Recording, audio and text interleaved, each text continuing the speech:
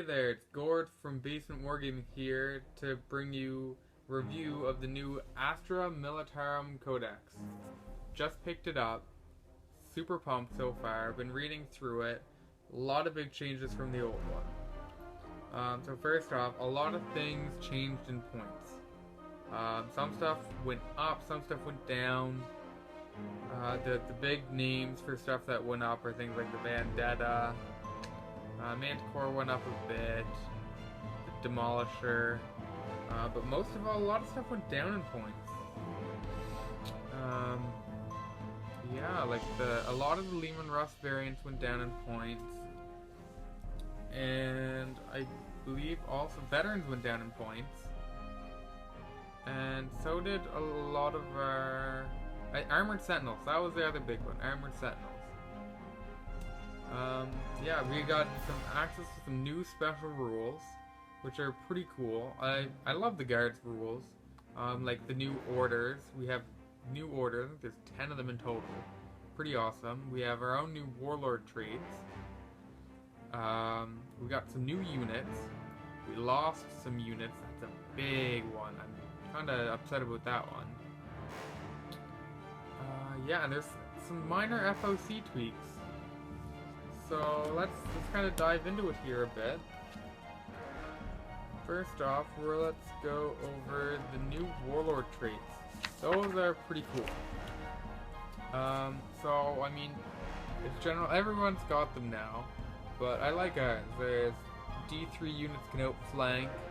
You can give your your Warlord and his unit preferred enemy to any codex you want. That's great if you're playing armies like Tyranids, or if you're going to be playing someone who runs a solid list. Not the best if you want to play like Towdar, because then you have to specify, oh, do I want to be against Tau, Eldar, Dark Eldar, all the allies and matrices. It kind of messes with you there because you can only keep one codex to preferred enemy against. But I mean, it's still a great Warlord trait. Third one, you don't have to take morale when you lose 25% or less if you're within 12 inches of the war. Did I read that right? Do not take morale tests for suffering 25% or more casualties within 12 inches of the Warlord. That is huge for the Guard. It's like a massive, almost fearless bubble from when you're getting shot at. Anything, like whenever you have like combined squads, I feel like that's going to be so handy. Like if you just have a commissar dug down in the middle of a squad and no one's going to be testing for morale from being shot at. Because that's always a big hit for us when our blobs just run away from mass volume of fire. Our Warlord gets relentless. Pretty awesome. Moving and shooting things with like does the whole unit get sent? Yes, the whole unit. So you could have 50-man blobs assaulting after shooting las cannons and plasma rifles, running around with your Master of Ordnance and firing with them. That's a pretty. I'm really looking forward to that one actually. One gives your Warlord voice of command, which allows you to issue commands, and if you can already issue commands, it gives you 18-inch range instead of 12-inch range for your orders, which that is going to be a huge boost to people, because I always hated when coming to command squad, I always like to run them in the Chimera. That's what I've been doing lately, and once they get too far out of range, they couldn't issue orders anymore. So that's going to be handy. It's kind of like a synapse boost. I don't play them, so I'm not going to reference them anymore. And then the last one, it's kind of the same thing. You get the voice of command trait if you can't already issue commands, or if you can't issue commands, you can order one more. So for some units like Creed, that'll allow you to issue 4 orders, or if you're the regular commander, that's 3 orders. Still, that's huge. That's 3 bring it down, 3 fire on my targets. I guess next, really, I should get into the orders because I'm talking about them so much. So now for orders, we have Take Aim, Smite at Will, First Rank Fire and Second Rank Fire, Forward for the Emperor, Move, Move, Move, suppressive fire, bring it down, fire in my target, and get back in the fight. Now, there's still the 3 that can only be issued by a senior officer. So those are bring it down, fire on my target, and get back in the fight, which have all gotten better. Bring it down is no longer twin linked against monsters, creatures, and vehicles. It's now monster hunter and tank hunter. So that's a huge boost. Now, especially with our access to divination. I don't know if I mentioned that yet or not. We now have access to divination. Pretty freaking sweet. Anyways, divination plus bring it down will now equal possibly twin linked tank hunting and monster hunting shots, which is pretty freaking awesome if you ask me. Fire on my target. That's now, instead of re-rolling cover saves, it's now ignores cover, which I believe that's what it should have been in the last book. Re-rolling cover saves it's not that great. I mean, I almost never used that one because it was almost pointless to use. I mean, if you're going to pass a 2-up cover save, you're probably going to pass it again. Get back in the fight. I'm pretty sure stayed pretty much the same. Yeah, you just kind of stand up, and then you can shoot normally, you can assault, you can run, but you now do it in the shooting phase. And you might have done it in the shooting phase before, I don't remember. I never really used get back in the fight either. I mainly used bring it down and first rank fire, second rank fire. And I'll get to that one in a second. So then our other 6 orders that anyone can issue, well, anyone with Voice of Command can issue, are take aim, smite at will, first rank fire, second rank fire, forward for the Emperor, move, and suppressive fire. Sorry, messed up. Take aim now gives you precision shot. Now there's some controversy I've heard over this one, because as a precision shot, as in every hit roll of 6 you get to allocate on a unit, or the precision shot, as in every shot you take, you get to allocate on a unit. We're gonna have to wait for an FAQ on that one, because either A, it's super overpowered, and you can have a 50-man blob firing 5 las cannons and 5 plasma rifles, and allocating each shot at every different model you want to kill, or it's just a decent rule. I'm assuming it's going to be on 6s you get a precision shot, because how it sounds right now, that's pretty powerful. Smite at will is pretty cool. It gives you split fire. It's going to be kind of annoying because you're going to have to pass your leadership test to accept the order, and then pass another leadership test to split fire. But I mean, if you have a unit, once again, 50-man blobs, 5 las cannons, 5 plasma rifles, and then say you have a Lord Commissar sitting on a quad gun, you can now split fire off that Lord Commissar, so he can be firing at air units, and the rest of your unit doesn't have to snap fire. They can fire at a completely other unit, which is, in my opinion, an amazing new order. I mean, I feel like I'm going to be using that one a bunch. First rank fire, second rank fire. This one, it's pretty much the same. You get an additional shot with your las guns. But now they've also included the hot shot las guns. So that's going to be great when you bring your scions. And yes, the scions are in this codex. They're not just for the Tempest Ministor. I don't remember their exact name. Anyways, they are in our codex. You can take them. They're now, well, I guess I can tell you the exact name here. Militarum Tempestus. They have a platoon, so you can take a command squad and, like, I'm just gonna call them stormtroopers for now. Stormtrooper squads, as you would like a regular infantry squad.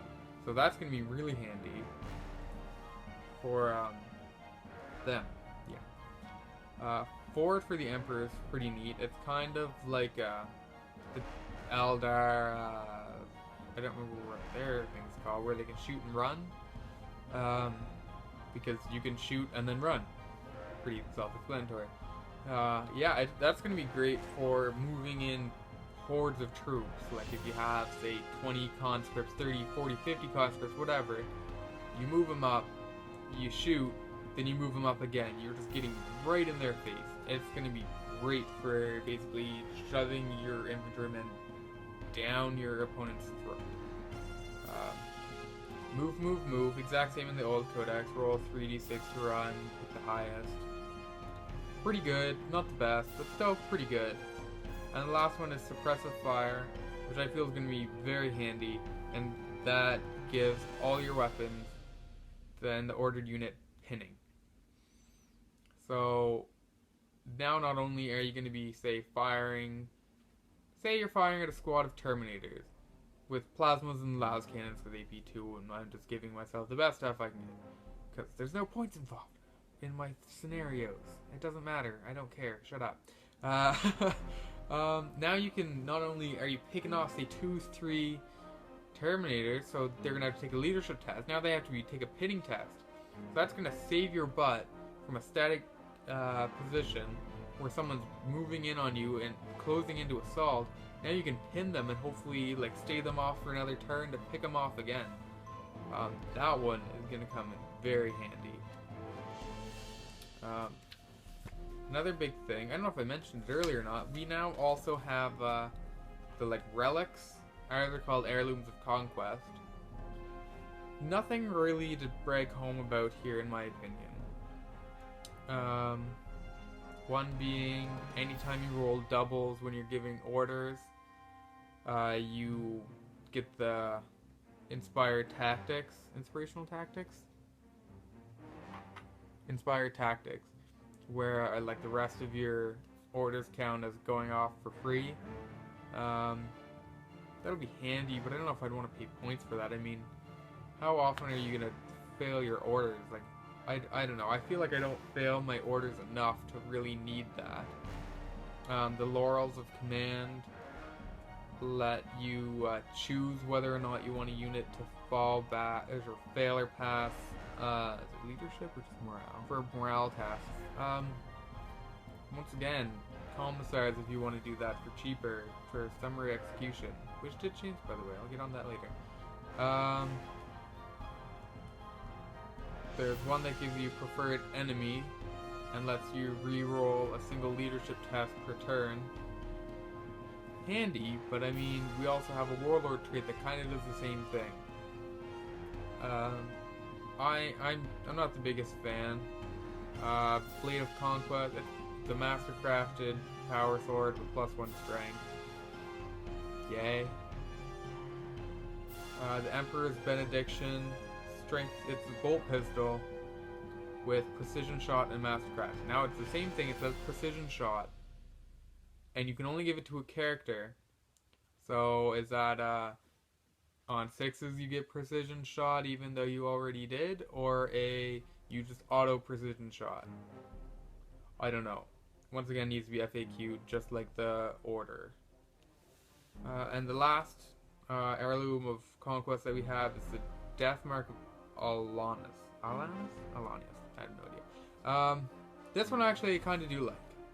It gives you a 4-up invul save, it will not die, and fear. I feel like this is going to be super handy.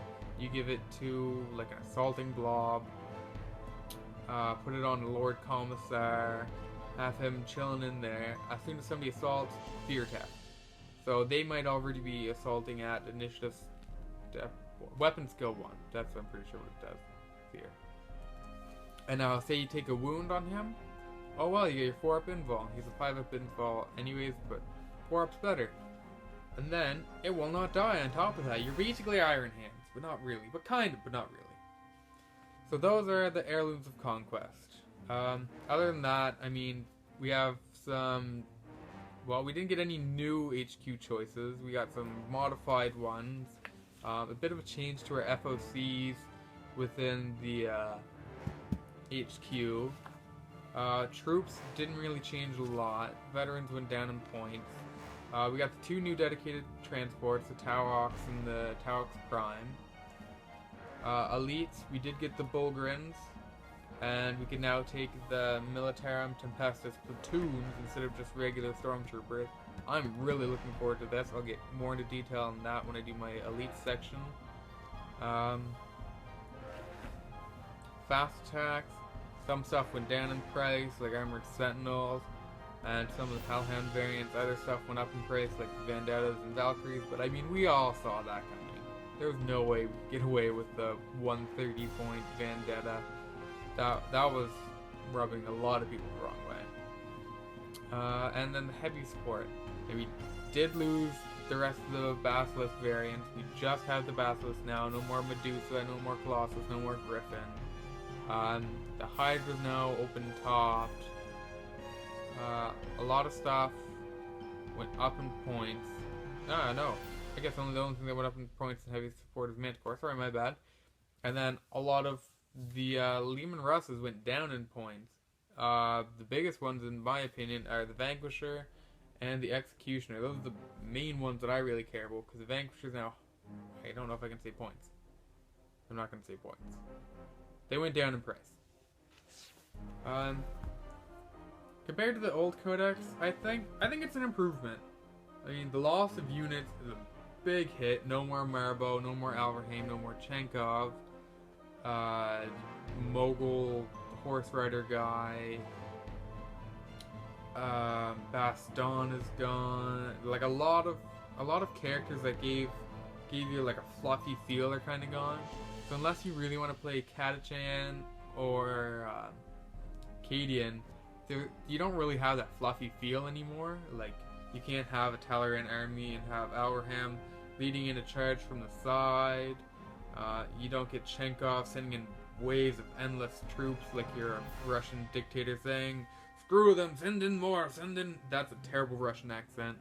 But other than that, I feel like it's a good codex. I'm really going to enjoy playing it. I feel like it's gotten more competitive than it was before.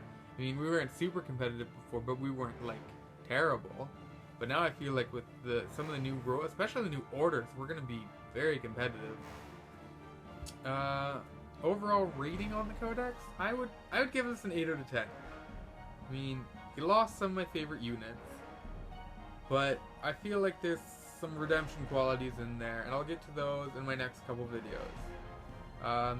So yeah, this has been my general overview of the Astra Militarum. If there's anything you guys want to say about it in the comments below, please go ahead. And check out my next couple videos, which are going to be a look over at the new HQ, troops, elite. I'm just going to go through them all, say how I feel like more in depth about them, because I feel like I just kind of skimmed over everything right now. I'm going to try to say like how I'd run stuff. May not be the best way to run it, but I feel like there's some pretty cool combos now. And I'm really looking forward to play them. And at the end of all these videos, I'm going to probably upload like one a day until the last one, where it's going to be an actual battle report. So you'll see a lot of what I've been talking about, and hopefully you guys like it. I mean, that's what this whole channel is about anyways. So please subscribe if you haven't, hit the like button, comment down below on anything you feel about the new codex, how much you hate the name change like me, and stay tuned for more videos. Happy wargaming. This has been Gord, and I'll see you later.